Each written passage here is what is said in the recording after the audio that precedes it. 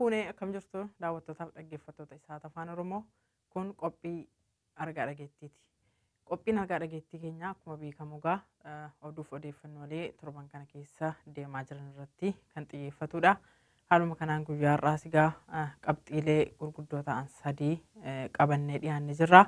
Hamma xumura sagantaa keenyatti nu duukaa turaas an keessumsiisuun kan isin waliin turu Galaanii Tarreessaati. Akkasumas immoo Bafqaaduu fi Magarsaan na wajjin jiru. Bafqaaduu fi Magarsaa baga nagaan dhuftan isiniin jechaa gara sagantaa keenya guyyaa har'aatti dabarra jechuudha. Qabxiin ijoo keenya kallattiidhaan gara isaatti gaafa dabarru inni jalqabaa pirezidaantiin bulchiinsa naannoo Sumaalee Abdii Illeen akkuma beekamu yeroo darbee to'annoo seeraa jala oolanii jiru. Har'a immoo namoota afurii wajjin mana murtiitti dhiyaachuu isaaniitu himamee jira. Kanarratti Magarsaan waan qindeesse qaba. Kanumaa wal qabsiisee immoo walitti bu'iinsa godina Harargee Bahaa daangee Sumaalee irratti mul'ate irrattis kaleessa walitti bu'iinsaan namoonni lubbuun isaanii darbee jijjiru. Kana walitti qabsiisee wanta qindeesse qaba Magarsaanii. Magarsaarra jalqabna Magarsatti fufi. Gaarii Galaanee gaariidha. Qabamuunii fi mana murtiitti dhiyaachuun Abdii Illeedha. Pirezidaantii bulchiinsa naannoo Somaalee Kaduri Abdii Illeedha. Ijoo dubbii taatee jirti immaan tana miidiyaalee garaagaraattii fi akkasuma illee miidiyaalee sabquunnamtii hundaarratti. Akkuma beekamu namoonni hedduun Abdii Illee irraa sodaa guddaa waan qabanii fi baara guddaa waan qabaniif haala kanarratti namni gammachuu guddaa dhiyeeffachaa jira. Waluma kanumaan arraan tana guyyaa arraan tanaa Abdii Illee fi namoonni sadii isaa wajjin Abdii Illee dabalatee itti gaafatamtuun dhimma dubartootaatii fi ijoollee aadde Rahama Muhammadii fi bakka bu'aan diyaasporaa naannoo obbo Abdurrahmaan Amin akkasuma itti gaafatamaa waajjira bishaanii naannoo obbo Sultaan Muhammadiin isaan afranuu guyyaa har'aa mana murtii federaalaa dhaddacha 19 irratti dhiyaatanii jiran.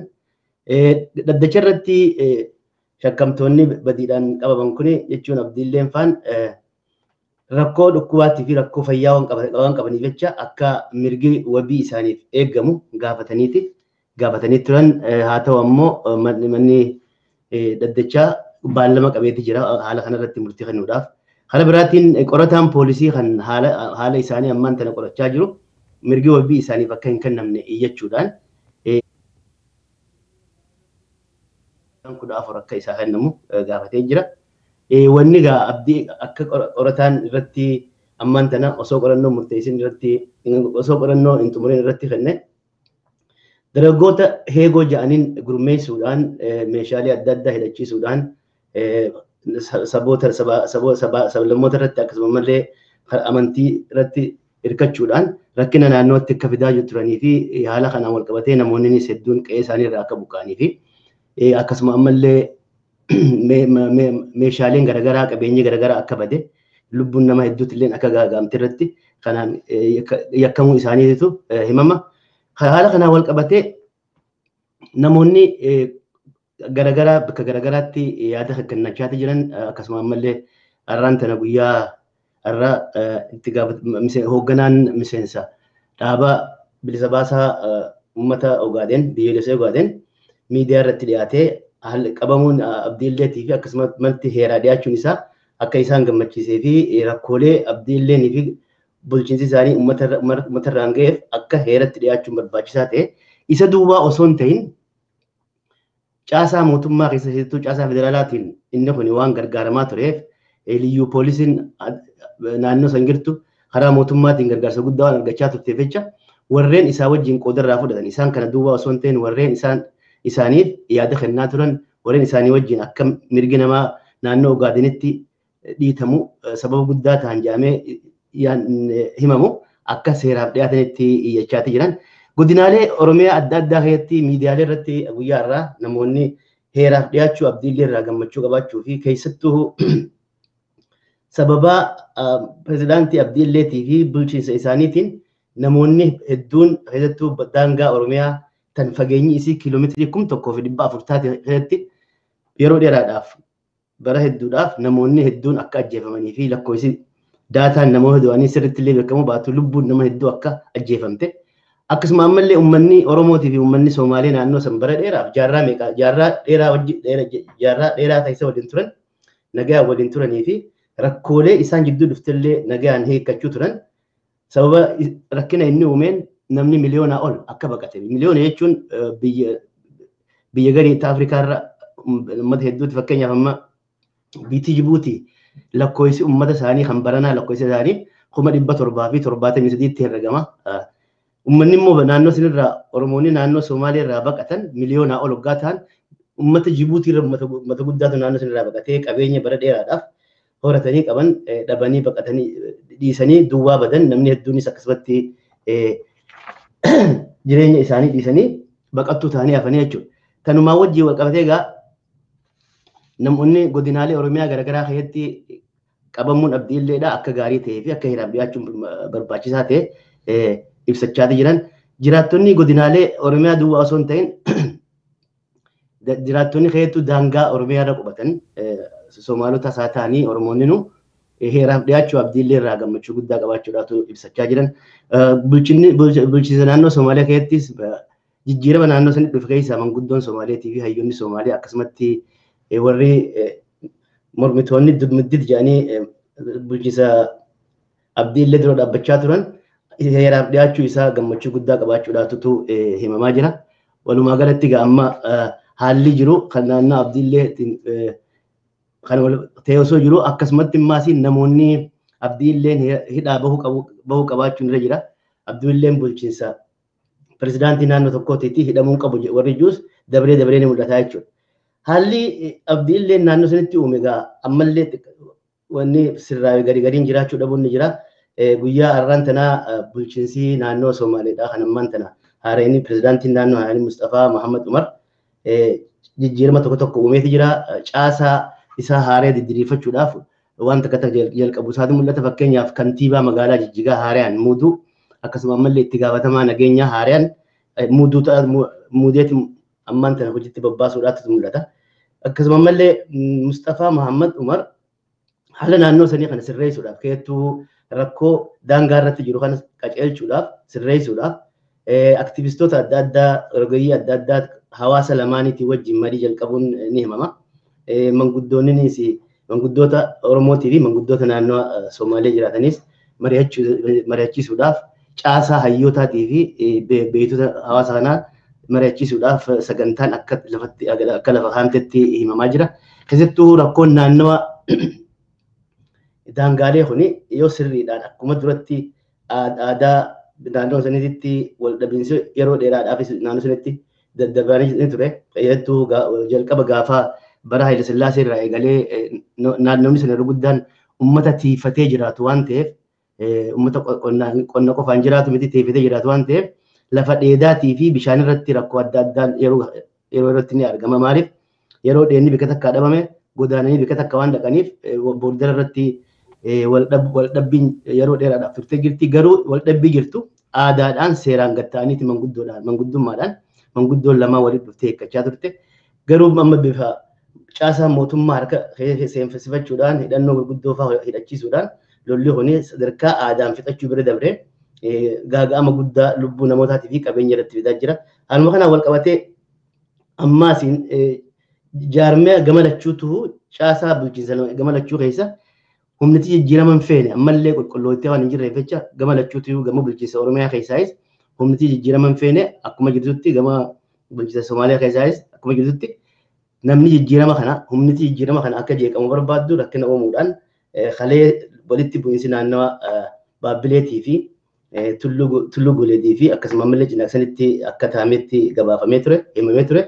Namoonni lubbuun isaanii dhabanis akka lakkoofsi ifatti dirree bahuu baatullee akka turee fi sanbira dabaree ammaasiin arrallee rakkoon akkas wal fakkaatu naannoo Baabbileetti akka taatee fi itti gaafatamaan kominikeeshinii naannoo aanaa sanii obbo Muhammad Ahmad Badhaasoo akka himetti reediyoo Deshibeelee Jarmaniitiif akka himetti namoonni sadii akka ajjeefamanii fi namoota sadiin ajjeefaman sanillee arraan tan akka awwaalcha isaanii geggeessanitti reediyoodhaaf himee jira Deshibeeleedhaaf himee jira. Abdurrahmaan Muhammad Badhaasoo jechuudha. Abdurrahmaan Muhammad Badhaasoo keessatti Deshibeeleef hime sababa lola kanaatiin naannawa aanaalee 11 kan naannoo san jiru keessatti aanaa 11 keessa waliigala namoonni amma 55 ol ta'an qe'ee irraa akka buqqaanitti ibsee ture keessattuu naannawa Baabbilee fi Cinaaksan kanatti rakkoon akkasii aanaalee 11 keessatti rakkoon cimtuun akka turetti himama. Kanumaan wal qabatee ammaan duraas naannawa kanatti poolisiin addaa naannoo Somaaleedhaa ammaan dura naannawa Mayyuu Mulluqqeetti uummata magaalaa taa'u dagachiiftee uummata nagaan jiru daa'immanii fi manguddoo qabatee walumaan nama 41 ol akka ajjeefaman gabaafamaa ture. Haalli ammaan tana jiru kun hedduu yooni karaa manguddummaatii fi karaa hawaasa hirmaachiseen furmaata waaraa akka argatutti namni tilmaamaa jira. Rakkoon guddoon ammaan tana furmaata argatee jirtu caasaa mootummaa gara lachuutu Oromiyaas dabalatee warreen jijjiirama kana hin barbaanne warreen jijjiirama kana akka jeeqamu barbaadan ammallee akka caasaa keessa akka aangoorra jiranii fi aangoon sadarkaa gubbaarraa jijjiirama guddaa argattus gadi bu'ee ilaa jalatti hanga aanaatti qulqullaa'ee akka hin dhuminitti himamaati jira. Akkuma beekamutti caasaa biyya naannoo Oromiyaa bulchitu tan OPDO keessa akkuma duritti namoonni uummata saamaa uummata dararaa dantaa dhuunfaa isaaniitii fi mootummaarra turanii uummata rakkaa turan akkuma jiraachuu waan beekame caasaan san sirrooytee tartiibaan qulqullooytee akka hin dhuminitti uummanni iyyachaa jira. Fakkeenyaaf bakka takka takkatti namoota ammallee sadarkaa bulchiinsaa irratti muudamanii jiran akka irraa kaafamu uummanni garagaraatti yaada dhiyeeffachaa jira. Walumaa galatti egaa haalli ammaan tana naannoo bahaa san jiruus bifa kana qaba. Furmaanni waaraan argamuudhaaf yaadni manguddoota naannawaatii fi abbootii gadaatii fi manguddoo gamalachuutii fi hayyoota naannawaa hirmaachise mariin gaggeeffamtee karaan itti mootummaa ammaan tana haareema naannoo Somaaliyaatti ijaaramte tanaas irratti dhiibbaa guddaa irratti godhuudhaan nagayni waaraan akka uumutti yaadni lafa kaayamaa jira. Haalli naannoo san jiru kana. Egaa waa'ee hidhamuu abdiilleetiif seeratti dhiyaachuu salaalchistee akkasumas immoo haala naannoo Harargee Bahaa keessatti mul'achaa jiru laalchistee qabxii gurguddaa kaasteetta.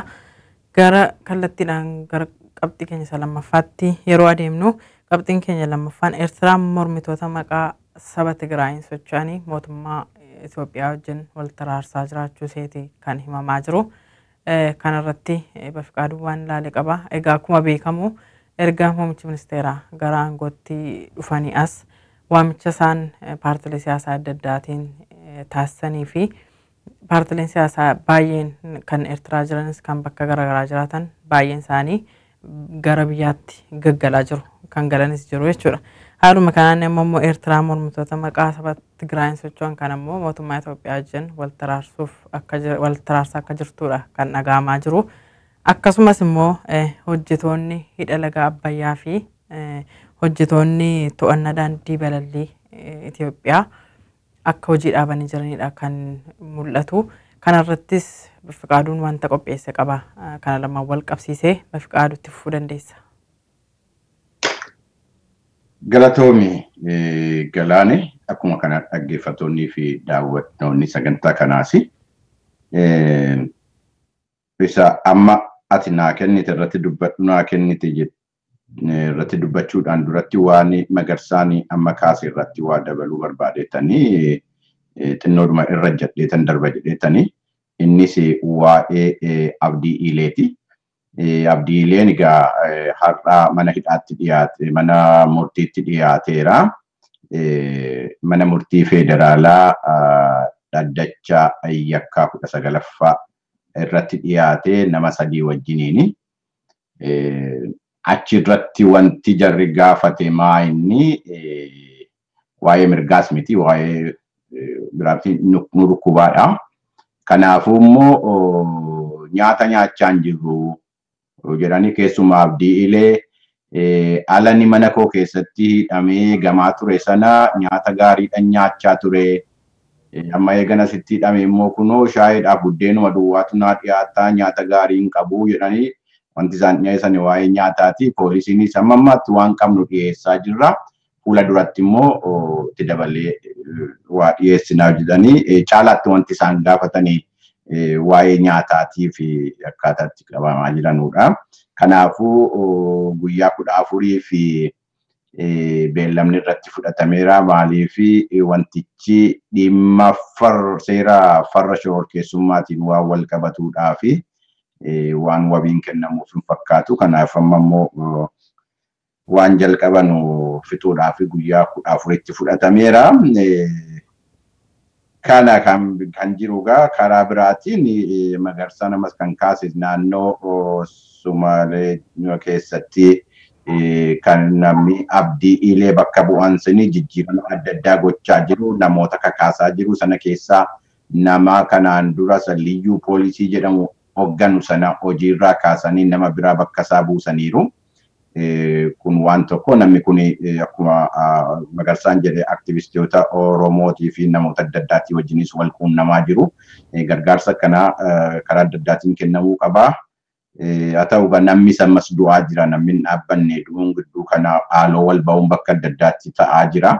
Mootummaan waan kana amma tokko to'achuus hin dandeenye. Kanaafuu garuu akkuma aadaatti sabni lammanuu saba aadaa guddaa qabudha. Walitti bu'iinsa rakkinaa karaa aadaatiin, karaa jaarsa biyyaatiinis, karaa abbootii amantiitiinis fixuu irratti aadaa qaba sabni kun lammani. Karaa sanaan akkuma dhumuun godhama jedhameetu yaadama. Karaa kana jabeessuunis gaariidha. Karaa biraatiin ammas walitti bu'iinsi kun bakka bakkatti jira, namni du'aa jira. Gara kibba bahaa Itoophiyaa gara Shakkaadhaaf Teeppii keessattis sabaaf sablammoota gidduu jedhama. Garuu walitti bu'iinsi uumamee guyyaa kaleessaa poolisiin naannoo bulchiinsa kibbaa gara nama 5 ajjeeseera gabaasni jedhu jira. Naannoo sana keessatti torban darbe waa'ee qabeenya abbootii qabeenyaa isaanii irratti duuluudhaa fi jaarmiyaa jaraa irratti duulanii mancaasuun godhamaa ture. Achi keessatti wal loluunsi uumamee ture jedhama. Wanti kanaan wal qabatu hadhiisuu yookaan immoo rakkina sabaaf sablammoota gidduu jiru ta'uusaa amma addaan hin baafanne. Garuu walitti bu'iinsi uumamee namoota gara Shakkaa keessaa namoonni 5 du'uun isaanii gabaasameera. Karaa sanaanis nama gaddisiisa. Haalli jiru akkuma kanaan itti fufataanaan baay'ee xinnoo nama yaachisa. Ittuma fufaas jedhama. Ittuu kanaan jiru ammas mirga dimokiraasii amma uumame kanaanii hojjettoonni bakka adda addaatti yoo xinnaate bakka 2tti hojii dhaabuun jaraa gabaafamaa jira. Tokkoffaa hojjettoota hidhaa laga Abbayyaati. Jarri kun dabalata mindaatii fi mirgi isaanii akka eegamu jedhanii hojii dhaabaniiru. Kanaafuu adeemaan jarri godhe kun guyyaa 5 guuteera. Qondaaltonni mootummaa adda addaatii fi namni hamma bakka bu'aa ta'anii achitti ramadamanii hojjettoota kana haasofsiisaa jiru. Garuu wantichi guyyaa 5 fi akkuma itti fufetti jira. Kan biraa hojjettoota tiraafiika geejjiba qilleensaa Itoophiyaa warra to'atudha. Jarris hojii dhaabaniiru. Warra Air Traffic jedhamu kun hojii dhaabaniiru. Garuu hojiin dhaabuu jara humna qilleensaa humna daandii qilleensaa Itoophiyaa irratti rakkinni akka hin uumamne, hojiinsaas akka hin dhaabbanne qondaaltonni jaarmiyaa sana ibsaa jiru. Hojjettoonni achis kan jedhanu kan gaafachaa jiran mindaadha. Waggaa 8 guutuu gaaffii gaafachaa turre. Gaaffiin keenya deebii hin arganne. Amma yeroon kun nu tolteetti amma gaaffii keenya deebisaa jechaa jiru. Garuu warri jaarmiyaa sana bulchaa jiru immoo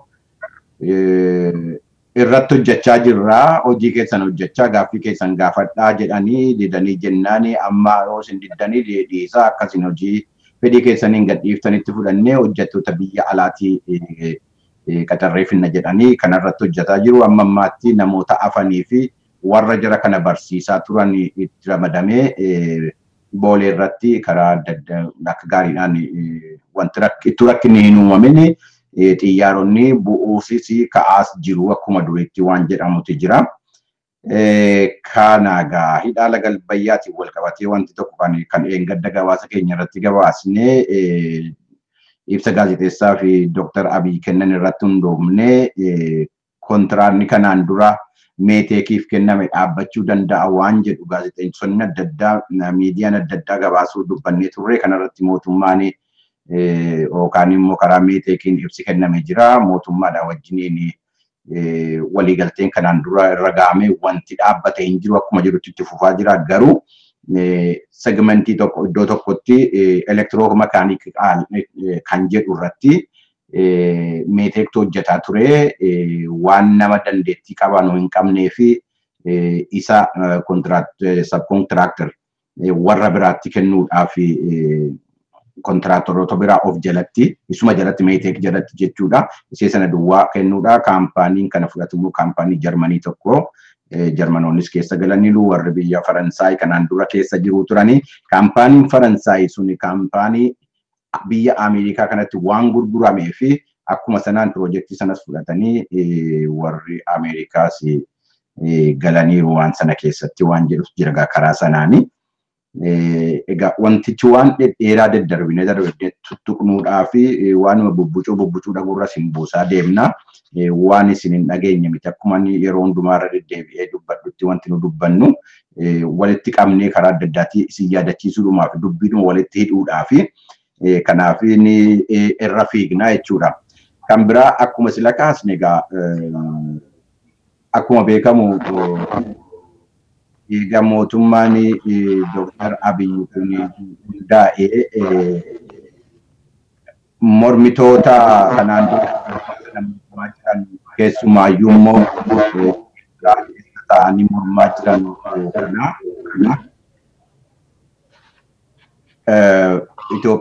mootummaa Itoophiyaatti araarsanii nagaa buusuudhaaf mootummaan Eertiraa yaalii guddaa gochaa ture. Nadifama akkuma kanaani addi bilisummaa Oromoo kanaan dura mariin gidduutti godhamee waliigalteen uumamee biyyatti galeera. Arbeenyoo Jigimboo sabaatti wajjinis jarris asmaraa turanii jara wajjinis araarri godhamee galeera. Akkuma kanaan immoo uummata Amaaraa kan bakka bu'ee kanaan dura achi keessa ture. Jara wajjiniinis sochii uummata dimokiraatawaa Amaaraa kan jedhamu wajjin jara wajjiniinis waliigalteen godhamee pirezidaantiin naannoo Amaaraa Obbo Gadduu Andaargaachoo Asmaraadha kan jara wajjin waliigalanii walii mallatteessanii jarris akka biyyatti galamu godhamee ture. Achitti kan afeegaa dhaaba tokkotu ture jarris isa dhaabbii sochii dimokiraatawaa uummata Tigraay kan jedhutu achitti afee. Jarri kunis mootummaa wajjiniin akka isaan mari'atanii biyyatti deebi'an godhamaa jira. Kanas fiixaan baasuudhaaf karaa mootummaa Itoophiyaatiin hoogganaan humna tikaa Itoophiyaa Jeneraal Adam Mohammed gara Eertiraa deemanii dura taa'aa dhaaba sanaa nama ta'an Mokonnon Tasfaayee jedhamu wajjiniin marii godhanii waliigaltee irra ga'uudhaaf iyyuu deemaa jiru. Akkanatti fakkaatutti dhaabni kun uummata Tigraayin maqaa saba Tigraayin socho'aa jiru kun isa dhumaatti natti fakkaata. Jara wajjin egaa mari'atanii taataachi keessa jiru fixaa jiru. Jarri kun hamma har'aatti egaa mootummaa Itoophiyaatiin mormina jedhaniitu iyyuu Eertiraa keessatti biyyattii sana keessatti walitti qabamanii turani. Wanti nama dhibu jarri kun walitti dhufanii wajjin haasa'uudhaaf wajjin hojjechuudhaaf wal dhabiinsa jara dhiphisanii akkamitti wajjiniin dhaabbanna jedhanii wajjiniin haasa'uu jaraallee hin beeknu. Biyyuma ormaa keessa ta'anii wal gaarreeffataa iyyuu warra jiraatanidha. Amma immoo biyyatti deebi'anii akkamitti araaramanii akkamitti wal gargaaranii wajjiniin haasa'uu Waaqayyo haa beeku. Garuu biyya jiraatti galuun jara gaariidha. Inni ammas sochiin dimokiraatawaa uummata Tigraay kun kanaan dura bara 2015tti ammi tokko gareen tokko irraa qoodamee nama Molla Asgedoomiin jedhamuun kan hoogganamu dhaqee mootummaa Itoophiyaatti harka kennuunsaa hin yaadatama. warra ala sana afee dhagaa jarri kun amma kan achitti deebi'uudhaaf yaalaa jiru. Egaa mariin kun yoomni akka jarri deebi'u ammaaf hin nageenye. Amma waan kana waraabaa jirrutti jechuudha.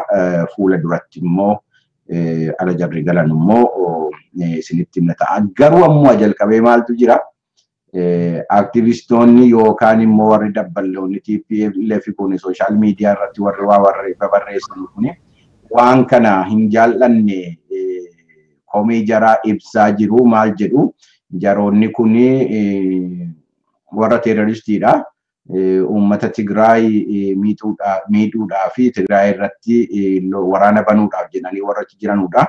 Yoo dhumayyuu dubbiin jiraachuu, mariin jiraachuu, waliigalteen jiraachuu dhumayyuu yoo barbaachise jaraa fi mootummaa naannoo Tigraay wajjiniin ta'a malee mootummaan federaalaa maal abbaa isaatu keessa galchee dubbii kana keessa galaa jedhanii babarreessaa jiru.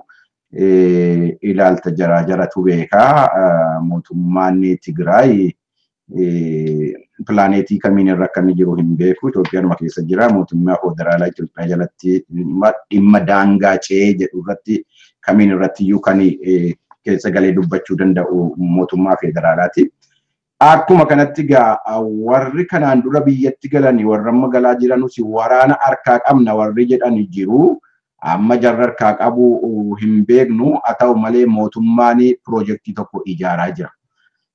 Har'a biiroo muummee ministeeraarraa ibsi baay'ee tokko karaa dubbii himaa isaaniitiin akka beekamutu piroojeektiin tokko dhaabbate loltoota warra biyyatti galu keessaa warra mormitootaa kana loltoota jarri qabu hidhattoota jarri qabu akkamitti deebisanii dhaabuu akkamitti saba keessatti akka jarri deebi'ee qubatu gochuu danda'amu irratti piroojeektiin qormaata godhu tokko dhaabbateera. Jarri kuni eessa dhaquu danda'u milishaa addaa ta'aniitu iyyuu bakka adda addaatti hirmaatu moo warri beekumsa qaban immoo leenjiin kennamee fi deebi'ee poolisiidhaa fi loltoota biyyaalessaa keessatti raayyaa ittisa biyyaa keessatti hirmaatu moo wanti jedhamu beekamu garuu piroojeektiin dhaabbatee warra deebi'an loltoota deebi'aa jiran kana akkamitti akka qubachiisuun danda'amu. Itti mari'achaa jiru. Egaa warri amma qawwee qabatanii galan kana kan adda bilisummaa Oromoo ganaa hin dhumne mariirra jiru. Arbanyooch Gimboo Sabaattis waraana qaba jedhee adda bilisummaa Ogaadenis akkanuma. Amma ammaatti hidhannoo hiikanii galu moo dhiisanii hidhannoo jaraatti wajjiniin galu waan jedhu irratti wanti nu beeknu hin jiru waliigalteen jiru garuu mootummaan immoo piroojeektii qopheessee deebisee ijaaruudhaaf hojjechaa jira. Kun gaariidha. Egaa karaa kanaan kan jiru kana gabaabaadhumatti akkuma jedhe gabaabsineetuma irra fiignee kanuman qaba galaanii karaa kanaan.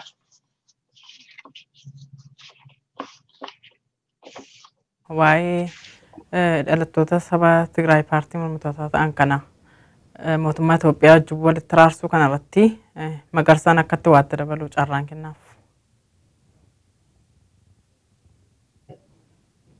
Dhugaadha akkuma Bafqaaduun bal'inaan kaasetti yeroo ammaa dhaabbanni siyaasaadhaa kan karaa qawweetiin karaa hidhannootiin qabsoo goona jedhanii turan eegaa mootummaan jijjiirama fiddee isaan akka karaa nagaatiin qabsaa'uu danda'anitti iggita duraan yaada shororkeessummaa irra kaanillee irraa fuudhuudhaan akka biyya seenan eega godhan booda dhaabbanni siyaasaa hedduutu biyyatti deddeebi'ee dhawaatumaan deebi'aa turanii jechuun marii eegalanii biyyatti deebina jechaa turanii amma har'aadhumaa akkuma Bafqaaduun kaayetti sochii dimokiraatawaa uummata Tigraay kana wanni jiru akkuma Bafqaaduun jedhetti namni hedduu dhala naannawaa Tigraay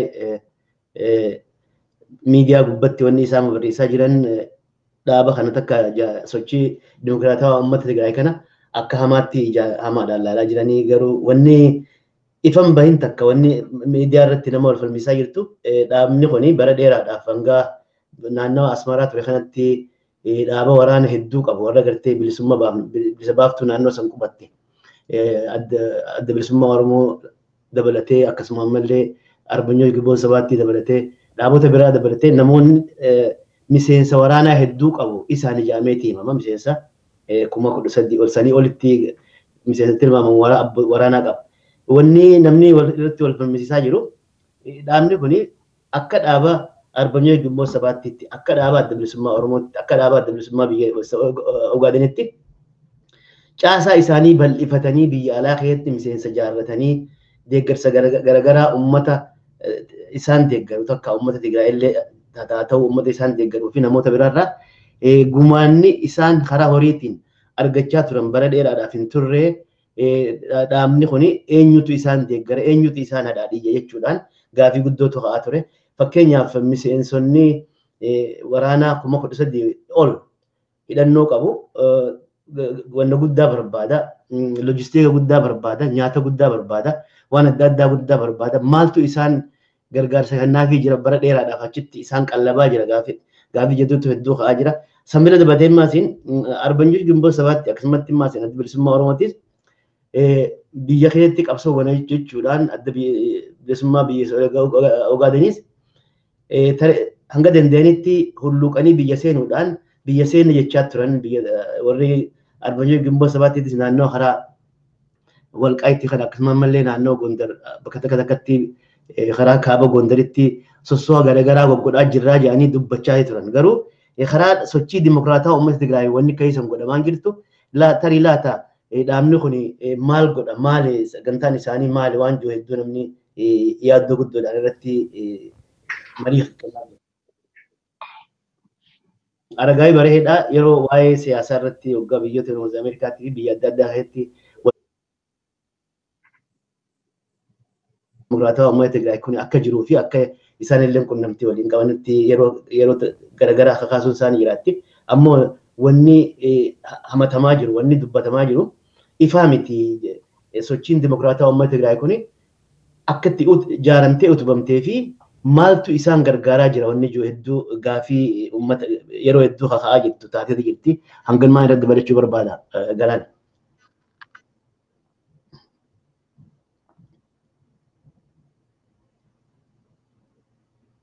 Disney qophii argaa dhageettiiti. Qophiin argaa dhageettii keenya egaa ammallee akkuma itti fufeetti jira. Qabxiilee guyyaarraa qabannee dhiyaanne keessaa duraa duubaanii qabxii lamarratti haasofnee jirra. Amma qabxii sadaffaarra geenye jirra. Qabxiin sadaffaan keenya haala sochii dippiloomaasii Sudaan Kibbaa akkasumas immoo Sudaan Kaabaa fi mootummaa Somaaliyaa maal fakkaata kan jedhuu fi akkasumallee immoo yeroo darbe qondaaltonni Gibxii Itoophiyaa daawwatanii turanii. Itoophiyaa daawwatanii mootummaa Itoophiyaa wajjin wanta mari'atanii wanta waliigaltee irra ga'an jira. Isarratti waliigaltee isaanii sun marii isaan waliin geggeessan sun maal fakkaata kan jedhus dhimma kana lamaan irratti immoo Bafqaaduun ammas waan ilaale qaba. Bafqaaduu Fincarraa laadha. Galatoomi qophii keenya gaddaa irratti gaafa wixataa irratti akka kaasnetti ministeerri dhimma alaa Misirii fi ministeerri yookaan immoo itti gaafatamaan tika biyya Misirii Itoophiyaa dhufanii qondaaltota Itoophiyaa wajjiniin akka jarri mari'atan dubbannee turre mariin kun godhameera.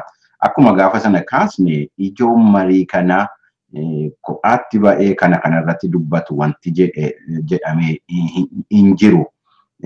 Walitti dhufeenya jara gidduu biyyoota lamman gidduu jiru irratti mari'atu waan jedhudha. Ala jarri kana jedhu namni kamiyyuu kan yaadu waa'ee waan kanaan dura jara wal lolchiisaa turedha. Wal dhabiinsaa turedha. Kun immoo dhimmuma hidhaa laga Abbayyaa sana. Kana irratti gaa dubbatu jedhameetu yaadama. Eega jarri haasa'ee deemee booda miidiyaaleen adda addaa waan dubbatan qabu waan kanarratti. Akkuma waliigalaatti maaltu irraa ilaalamaa waan miidiyaan kun dubbatan irraa mariin jarri gidduu kana Itoophiyaa keessatti godhe keessatti gareen Misirii akka ittiin gammanne waan agarsiisudha. Akka waliigalteen hin uumamne waan agarsiisudha. Warra sadan kana keessaa miidiyaa dhumamma ilaalle kana keessaa Middle East Monitor kan jedhu Arharam Online kun kanuma warra Misiriiti. inni kan Turkii Anaadooluun World Bulletin kan jedhamu yaada wal fakkaatuudha. Komee warri Misiri dhiyeessanidha. Mootummaan Itoophiyaa waan kana irratti yaaduu qabaa waan jedhudha yaadicha akkuma waliigalaatti. Aharaam inni jedhamu kun egaa akkuma jarootiin lama waliin galle ibsa. Komee warri Misirii qaban akka walgahii kanarratti itti hin quufne waan himu qaba. Kana keessaa World Bulletin immoo maal jedhaa warra isaa ministeera dhimma alaa warra Misirii kana ibseetu iyyuu Itoophiyaan strategic partnershipidhaa fi historic responsibility kanaaf hojjechuu qabdi jedhanii waan lamman kanatti jabeessee kaaseera. Maal jechuudha wanti kuni ani hin beeku. Garuu waan kanarratti akka waliin galle strategic partnershipin kunii fi historic responsibilitiin kuniin walitti nu hidhuu qabaa wajjin hojjechuu qabna waan jedhanuu dubbatanii. Kan biraa Anaadooluun kun maal jedhaa waa lama dubbateera. Tokkoffaa Kaartuumii fi warri Kaartuumii fi warri Kaayiroo wal arganii ministeerri dhimma alaa Misiri akkuma Itoophiyaa irraa deemaniini warra Sudaanii wajjin wal arganiiru. Achi keessatti waan dubbatan qabu. Sadan keenya iyyuu jedhaniitu iyyuu nageenya galaana diimaa kanaa fi xiyyeeffannaa kenninee irratti hojjechuu qabna. Naannoo galaana diimaa sanarratti nageenya sanarratti hojjechuu qabna waan jedhan. Naannoo galaana diimaa sanarratti iddoon sun of course iddoo baay'ee bakka istiraatiijikiidha. Maaltu jira? Nageenya naannoo sanatti sodaachisaa jiru maaltu jira waan jedhamu ammas itti deemanii iyyaafachuudha. Garuu qondaaltonni Sudaanii fi Misir waan kana addaan baasanii nageenya naannoo sanarra jiru irratti hojjechuu qabna waan jedhu kaasaniiru. Kan biraa warri kun lamman ammas Ijiptii fi Sudaan wanti jarri wal irratti galaa jiru karaa geejjiba baaburaa Kaayiroo irraa amma Sudaanitti kan dhufu ijaaruudhaa fi hojii hojjechaa jiru. Ala darbee karaa Chaayinaanii fi Sudaanii intanii irratti nuclear power irratti nuclear energy irratti akka jarri hojjechaa jiru kaasnee turre. Kun akkuma sanaan jirutti amma immoo Misirii fi Sudaan geejjiba baaburaa bal'aa gadi diriirsaa jiru. Sabooddee Kaartuum irraa immoo gara Finfinneetti dhufaa niisaa waan jedhu hin qabnu. Akkuma kanaan wanti haaraan amma jiru immoo Raashiyaan gidduu kana qondaaltota Sudaanii wajjiniini haasaa jalqabdee wajjiniin haasa'aa jirti. Akkamitti piroojeektii adda addaa irratti wajjiniin hojjanna jedhanii akka haaraatti wajjiniin hojjechaa jiru. Kana caqasaa akkuma waliigalaatti biyyoonni intarastii fedhii qaban naannoo sanarra ammas naanna'aatuma jiru. Dippiloomaasiin adda addaa deemaa jira. Kan biraa kan gidduu kana ture akkuma waggaa dheeraadhaaf kaasaa turre irratti bara 2013 jalqabee Sudaan kibbaa keessatti nageenyi boora'ee walitti bu'iinsi uumamee mootummaan sun jeeqamaa ture. Keessumaa immoo eega mootummaan Saalvaakiir itti aanaa isaanii kan turan Riek Maachaariin ari'atanii warri biraas eega daggalatti galanii booddee rakkina guddaatu uumamaa ture. Biyyoota naannoo sanarrattis baqattoonni gara Sudaan kaabaa naquu gara Ugaandaa gara Keeniyaa gara Itoophiyaatti illee baay'inaan baqatanii biyya sana rakkisaa turanii biyyoonni adda addaa keessa galanii waan kana hiikuudhaaf yaalaa turanii akkuma torban darbanii walitti aansinee dubbachaa turretti Saalvaakiir fi Riek Maachaar walitti dhufanii Kaartuum keessatti araara buusanii dhukaasa dhaabuu humna immoo hirmachuu mootummaa aangoo mootummaa hirmachuu irratti walii galanii turanii. Isa booddee kan jara hafee heera biyya sanaa irratti konstituushinii biyya sanaa irratti immoo walii galanii mallattoo gochuudhaaf ture. Kanarratti gidduu kana wanti ture maa inni Riek Machar hin mallatteessu jedhee dideera jedhamee dubbatamaa ture. Wanti kun waliigaltee kana diigee immoo deebi'anii lolatti galuu danda'u waan jedhudha. Wanti sun loltoota jaraayyuu galchanii mootummaan Sudaan kibbaa loltoota jaraa maal fudhatee simatee loltoota mootummaatti makuudhaaf iyyuu hojjechaa akka ture gabaasnee turre kanaan dura. Garuu Riek Machar lafaa ka'anii waan kana hin mallatteessinu jennaan gidduu kana sodaatu ture naannoo sana jechuudha. Amma ala ilaallutti walii galaniiru. Wal dhabiinsi jaraa maal ture? Konstituushinii jaraa keessatti, heera jaraa keessatti kanaan dura Sudaan kibbaa naannoo 10 qabdii turte. Achi deebisanii eega Machar faana achi deemanii warri Salva Kiir gara naannoo 32tti qoodan akka kililiitti jechuudha. Isarratti waliin galle Machar ammas gara 10tti deebi'uu qabaa. Kun sirraa'u malee hin mallatteessu waan jedhu irratti wal dhabanii turanidha kan jedhamuga. Amma garuu walii galaniiru mallatteessaniiru waan jedhutu jira. Karaa biraatiin ammas egaa akkuma sila kaasan nagaan Sudaan kibbaa keessa sun biyyoota ollaa irratti rakkina akka inni uumaa jiru hinuma beekama. Kun Itoophiyaadhaa wajjinis rakkina guddaadha. Amma riippoortiin tokko laallu mootummaan qondaaltonni Sudaan kibbaatii fi hooggantoonni naannoo Gambeellaa walgahii godhanii akkamitti daangaa sana eeguun danda'ama, nageenya daangaa sanaatiif akkamitti eegamuu danda'ama jedhanii marii gochaa jiru. Dubbichi egaa Itoophiyaas tuqaa jira jechuudha. Itoophiyaanis kanarratti fedhii qabdi, intarestii qabdi hojjechaa jiru jedhama. Karaa biraatiin dhaabbattoonni mirga dhala namaatiin falmanu mootummaan Sudaan kibbaa namoota baay'ee hidhee jira. Seeraan ala namoota baay'eetu mana hidhaatti nam'anii jiru. In eegama kun biyya lolarra turedha. Namoonni baay'een namoota kana akka gadhiisu hatattamaan jedhanii gaaffii kakaasaa jiru. Kun yoom akka ta'u hin beekamugaa. Pirezidaantiin Sudaan kibbaa gara Chaayinaa deemaniiru. Salva Kiir jechuudha. China African Corporation kan jedhu walgahii guddaatu iyyuu godhamaa jira. Isarratti hirmaachuudhaaf deemaniiru. Chaayinaan boba'aa naannoo sana jiru baasuu irratti hirmaachaa jirti. Intarestii guddaa achi keessaa qabdi. Kanaafuu firummaadha. Haadha manaa isaatiin fi haadha manaa isaaniitii wajjin iyyuu deemanii daawwannoodhuma maatii gochuudhaaf deemanii jechuudha. Dubbii rakkina biyya isaanii keessa jiru mallattoo godhanii dhiisanii qabbaneessanii deemaniiru jechuudha. Achi deebi'anii egaa waan jarri godhu hin beeknu. Isa immoo torban dhufu immoo ilaalla maaltu ta'e gara sana keessatti dabalumatti hin jiru maa inni jennee immoo irratti ilaalla. Karaa biraatiin Sudaan kaabaa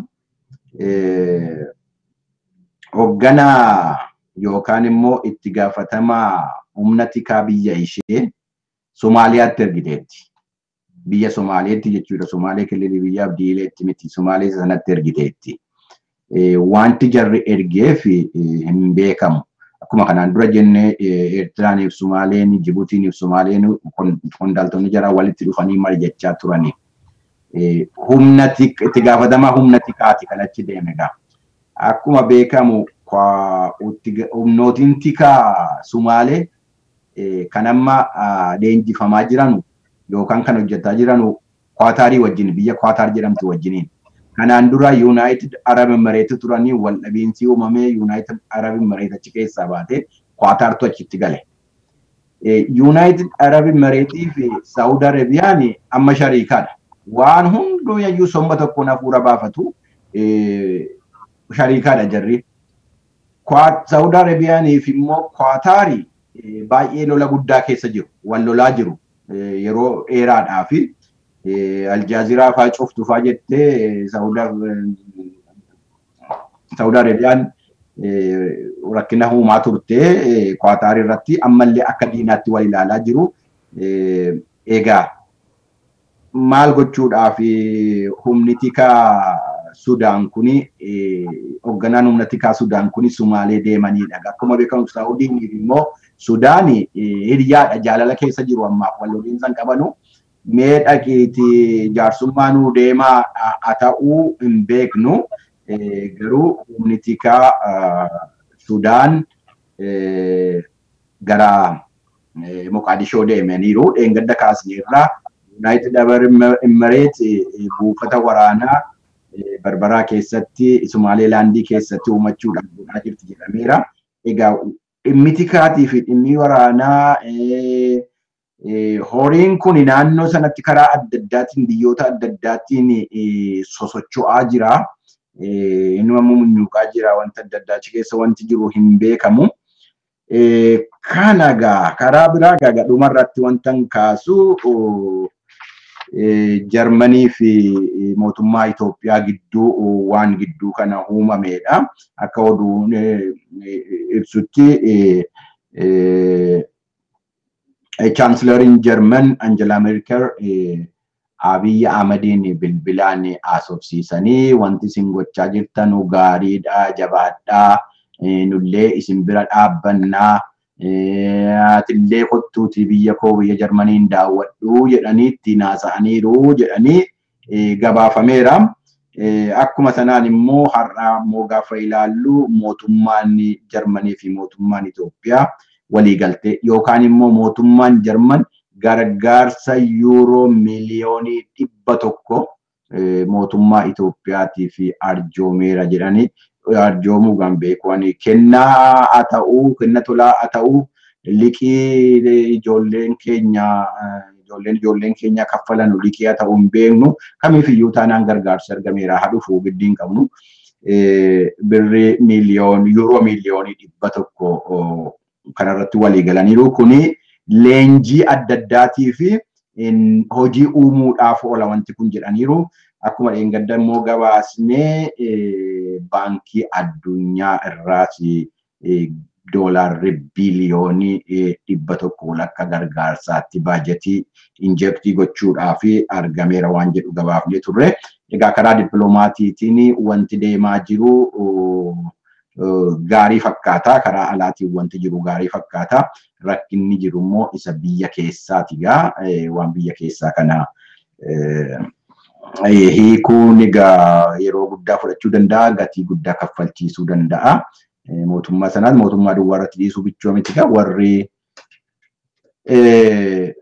stakeholderii ta'e namni hundumtuu kanarratti hirmaachuu qaba. Yoo biyyatti galanii dammaramuu maal jechuun kun kophaasaa miti garuu yoo mootummaa sana biyya sanaaf mootummaadhuma dhaaba sanaaf ittiin ta'in biyya sana jedhamee mootummaa sana rakkina jiru hiikuudhaaf hundumtuu gargaarsa karaa adda addaa godhee gaariidha. Kamiin caalaa biyyi nagaa argachuu qaba, sabni nagaa ta'uu qaba. Kanuma jechaan jira kanan qabu kana qophii keenya afaan Oromoo kanarratti karaa adda addaatiin ilaaluu hin dandeessu. Keessumaa yuutuubii isaatiin keessa deemaatii ilaalaa. Yuutuubii isaati sabiskiraayibii godhaa. Karaa sanaan qophii dhimma keenyaas qophii kanas argachuu hin dandeessu. Waa'ee amma biyya keessatti deemaa jiru fuula duratti sodaa jiru ilaalchisnee sagantaan afaan Oromoo marii godhuutti faayidaa har'as Dr. Mararaa Guddinaa wajjiniin haalli fuula duraa maal fakkaata waan jedhu akkam sodaachisaadha. Maaltu godhamuu qaba waan jedhu irratti sagantaan kun qophiin dhimma keenyaa marii gooneerraa isaatirratti argattu. Kanas immoo yuutuubii isaatirratti argattu. Isaatiin sabiskiraayibii godha. Sagantaa keenyas achuma irratti hordofa nu gargaaraa jedha. Galaana si bakkuu carraa kanatti naan kennine garuu dhiifaman gaafadha. Kun hojii keenya hojjechaa jira. Kanuman qabaan egaa. Waan itti dabaltan dabala. Tole, galatoomii Bafqaaduu ergaa dabarsteefis bakka koo buutee dubbachuu keefis galatan siif gashaga galatoom. Egaan daawwattoota keenya kan daawwachaa turtanii akkuma jalqaba isin beeksisne qophii argaa dhageettiiti. Qophii argaa dhageettii keenyaan egaa odeeffannoolee torban kana keessa deemaa jiran irratti hundaa'uudhaani qabxiilee sadii irratti dubbannee jirra. Qabxiileen keenya sadan kunis jalqaba irratti isin beeksisne irraa si yaadachiisumaaf jecha qabamuu abdii illee yookiin seeratti dhiyaachuusaa akkasumas immoo haala naannoo Harargee keessatti deemaa jiru ajjechaa bakka sanatti raawwachaa jiruu fi dhaabbilee mormitootaa maqaa Tigraayin socho'an immoo mootummaa Itoophiyaa wajjin wal taraarsuuf deemamaa akka jiru akkasumas immoo hojjetoonni daandii xiyyaaraa fi hojjetoonni hidhala gabbaay akka hojii dhaabanii jiran sadaffaa irratti egaa sochiin dippiloomaasii Sudaan kibbaa Sudaan kaabaa fi mootummaa Somaaliyaa keessatti deemaa jiru maal fakkaata kan jedhu irratti duraaf duubaan dubbannee jirra. Sagantaan keenya har'aa kana fakkaataa kan qophii argaa dhageettii keenyaan na wajjin turan Bafqaaduu Morodaa fi Magarsaa Boonaa galatoomaan isiniin jedha. Akkasumas immoo an kan keessummeessituun isinii wajjin ture Galaanee Tarreessaatii qophii kan biroon hamma walitti deebinutti turtii gaarii isiniif hawwinaa turtii gaarii.